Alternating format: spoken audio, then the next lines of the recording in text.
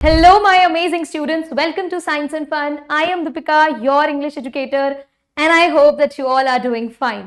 मुझे पता है इस टाइम पर अभी आप लोगों के दिमाग में बहुत सारी चीजें चल रही हैं because exam date is around the corner 15 Feb. अब बिल्कुल ऐसा नहीं है कि बहुत दूर है, ये रहा बस आ गया है ना। और अभी आप सोच रहे होगे कि काश हमें कुछ ऐसा पता चल जाए जिससे हम अपने एग्जाम में जो भी थोड़ी बहुत भी चांसेस है ना गलतियों की वो भी ना करें।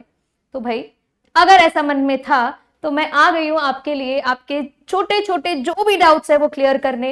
और आपको इस सेशन में मैं बताऊंगी कि कैसे आपको पेपर अपना अटेम्प्ट करना है, क्या मिस्टेक्स है जो आपको नहीं करनी है, dos and don'ts, tips and tricks, क्या टाइम मैनेजमेंट आपको कैसे करना है पूरे के पूरे इंग्लिश के पेपर में, मैं सब कुछ आपको बताऊंगी। तो आप इस वीडियो को पूरा देखकर जरूर जाना, एग्जाम में बहुत अच्छे से आपको चीजें समझ में आएंगी। और ऐसे हैक्स है ना जो शायद आपको किसी ने पहले नहीं बताए होंगे, तो आपको बहुत अच्छे से हेल्प मिलने वाली है। अगर अब मैं बात करूं तो देखो, आपको पता है कि आपके पेपर में आपके पास 3 सेक्शंस हैं। हालांकि वो डिवाइडेड ऐसा 4 में रहता है, but section A is for reading, section B for writing and grammar, section C for literature, right. और ये भी आपको पता है आपके पास सिर्फ 3 घंटे हैं। पर आप इसको ना 3 आवर्स मत सोचो, 3 आवर्स जैसा थोड़ा सा इसको पर्सपेक्टिव चेंज करेंगे। हमारे पास है टोटल 180 मिनट, हमें इसको बहुत जुडिशियसली डिवाइड करना है। तो मैं आपको सजेस्ट करूंगी, ये मेरा tested, tried and tested method है जो मैंने अपने पेपर में भी अप्लाई किया, प्लस मैं बहुत सारे स्टूडेंट्स को ये सजेशन भी दिए हैं, आपके सीनियर्स को भी ये सजेशन दिया है और मेजॉरिटी को ये फ्रूटफुल लगा है। लेकिन अगर आपको लगता है कि नहीं भाई हमारा जो पैटर्न रहा है हम उसी पर रहते हैं और हमारा पेपर नहीं छूटता है, आपको पता है इंग्लिश का पेपर बहुत लेंदी होता है, चांसेस होते हैं कि पेपर छूट जाए, आने के बाद अगर चीजें छूटती है तो बहुत बुरा लगता है। तो अगर आपको लग रहा है कि आपका पेपर नहीं छूटता है, सब ठीक है, तो फिर आप अपना ही पैटर्न फॉलो करो।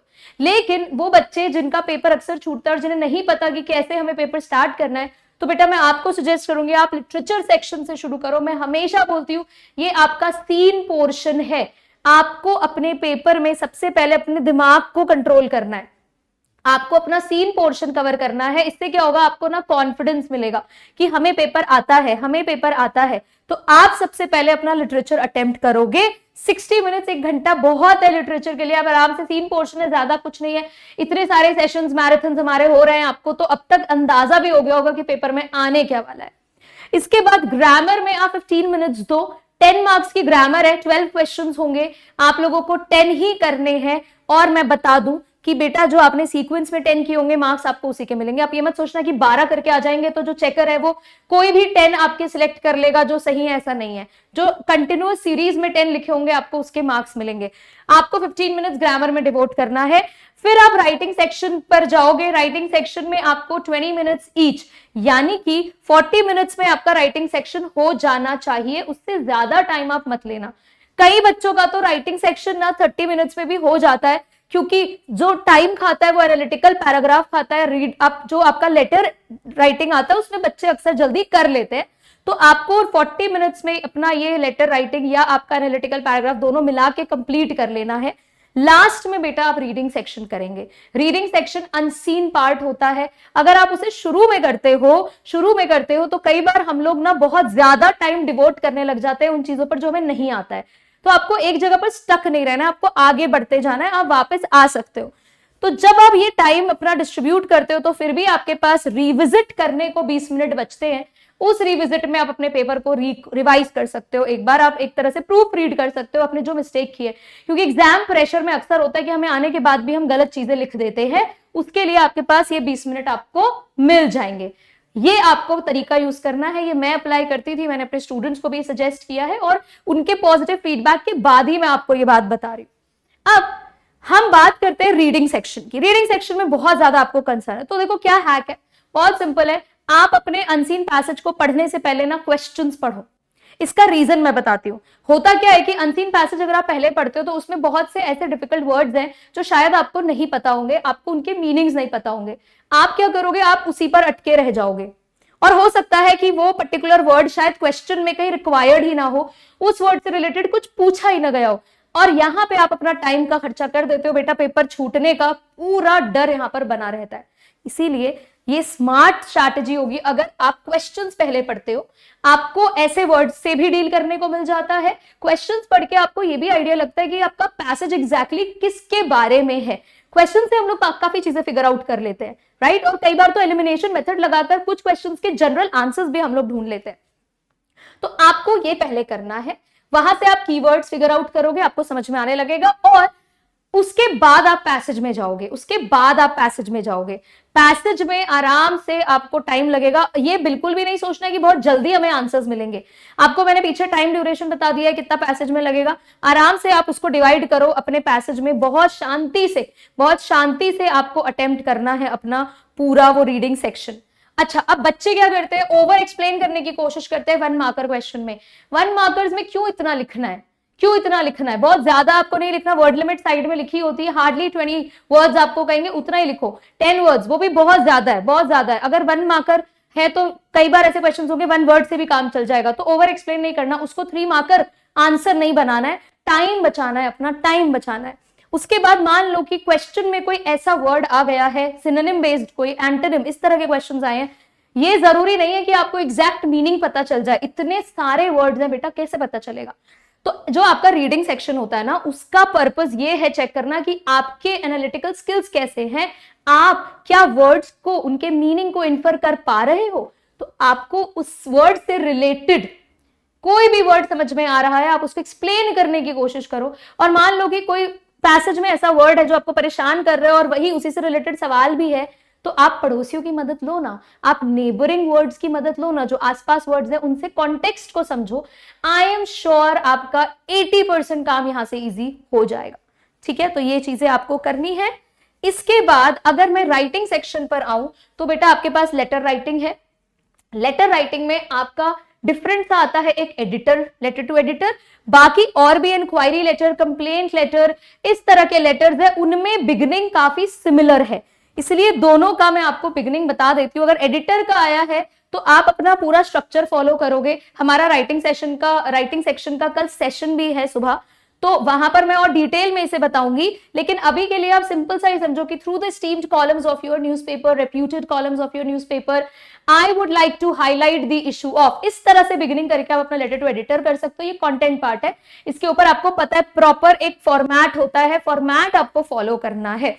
उसके बाद एक कंप्लेंट लेटर, तो आप उसमें सिंपली भी लिख सकते हो। इनफैक्ट बहुत से लेटर टू एडिटर में अगर बच्चे थ्रू द कॉलम्स वाली लाइन नहीं भी लिखते हैं, सिंपली भी लिखते हैं, तो भी चल जाता है। So I am writing to formally express my concern about the recent order, इस तरीके से आप अपने आंसर को शुरू करते हो। The content part, not the address वाला part, sender's address, date, receiver's address वो अलग है, मैं आपको कंटेंट का बता रही हूँ। इसके बाद एनालिटिकल पैराग्राफ में आप कैसे शुरू करते हो, द गिवन डेटा रिवील्स और इलस्ट्रेट्स, ये भी हम डिटेल में कल करने वाले हैं। कल के सेशन में मैं आपको सब अच्छे से बताऊंगी क्या और वैरायटी लाइंस हो सकती है। लेकिन ये उन बच्चों के लिए जिन्हें कोई और लाइन कुछ नहीं ज्यादा चाहिए, उनको बस एक लाइन मिल जाए जिससे वो शुरू कर सके, तो वो किक आपको यहां से मिल जाएगा।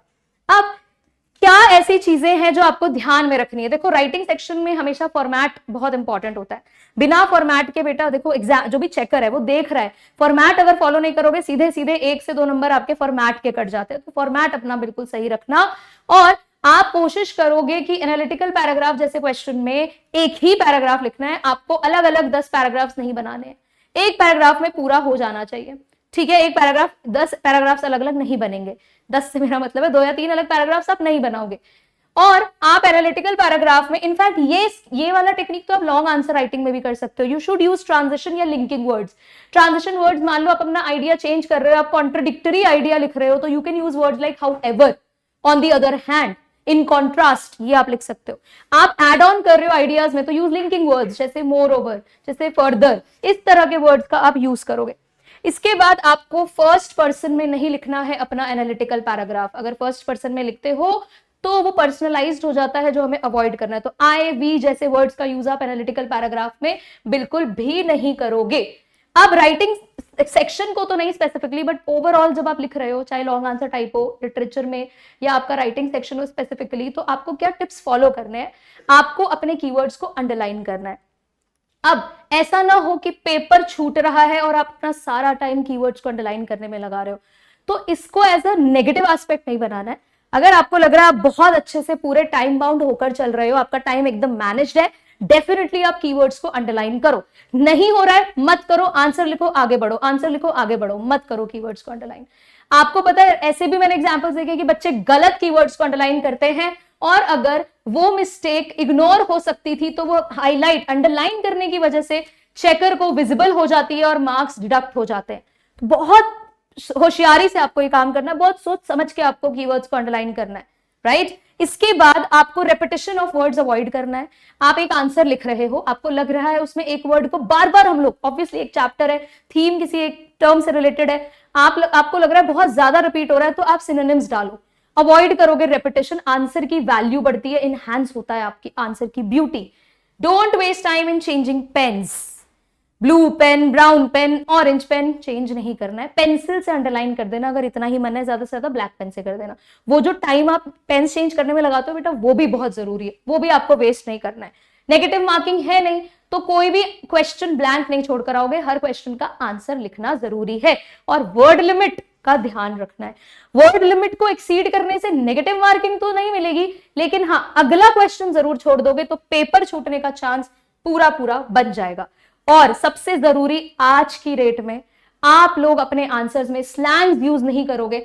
आपको अगर यू लिखना है बेटा तो YOU लिखना है, आप सिर्फ यू लिखकर नहीं आओगे, ये बिल्कुल गलत तरीका है। अगर पेपर में ऐसा ये SMS वाली लैंग्वेज नहीं लिखनी है, इसमें सीधे सीधे मार्क्स डिडक्ट होंगे। और हमेशा आपको कोशिश करना है पैराग्राफ्स में लिखे। इंग्लिश के पेपर में हम पॉइंटर्स नहीं बनाते हैं, हम पैराग्राफ्स में आंसर लिखते हैं। हमेशा याद रखना है, हमेशा आपको याद रखना है। और मुझे पता है आप कर जाओगे। बस एक आखिरी मेरा एक सजेशन और है आपको कि अगर आपको लग रहा है कि थोड़ा सा पैनिक स्टेट में आ रहे हो, आप आराम से लंबी लंबी 3 बार ऐसे सांसें लो, सब कुछ ठीक हो जाता है, सब कुछ अच्छे से मैनेज हो जाता है, आपका फोकस रीसेंटर हो जाता है। इन केस आपको लग रहा है कि आपके दिमाग में क्वेश्चन के अलावा सब कुछ चल रहा है, तो आप बस टेक शॉर्ट ब्रेथ्स, ऐसा लॉन्ग ब्रेथ्स लेके 3 लंबी लंबी सांसें ले लो, शॉर्ट नहीं लॉन्ग ब्रेथ्स लेके आप आगे बढ़ो, क्वेश्चन पर अटको मत।